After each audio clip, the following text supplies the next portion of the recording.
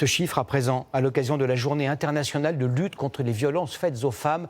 Chaque année en France, 270 000 personnes sont victimes de violences conjugales. Dans près de 9 cas sur 10, il s'agit de femmes. Outre les violences physiques ou psychologiques, il en existe une autre, plus insidieuse, d'ordre économique. Que peuvent réellement faire les victimes en pareil cas? David Desarrojo, Laura Ada et Maureen Bajac. Elle avait enfin trouvé la force de fuir un conjoint violent après une tentative de meurtre. Mais ce départ a marqué le début d'un autre combat, la contrainte financière. En fait, au bout d'un moment, je me suis retrouvée avec plus rien. C'est mes parents qui m'ont aidée financièrement.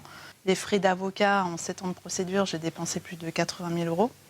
Comme Laura, qui avait perdu son travail en raison d'un syndrome post-traumatique, un quart des femmes en couple dépendent de leur conjoint pour leurs finances. Et lorsqu'on est piégé, entre la menace et la précarité, chaque preuve compte.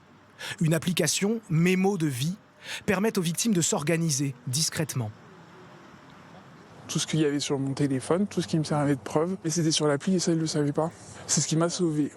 Hélène, victime de violences psychologiques et sexuelles, s'en est servie pendant 2 ans avant de quitter son conjoint pour archiver ses messages et planifier sa fuite.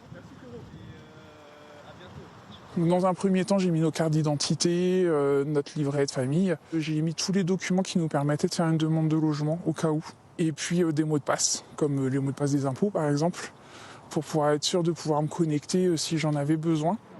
Presque 30% des femmes en couple n'ont pas accès à un compte bancaire à leur nom. Alors certains établissements leur proposent de l'aide.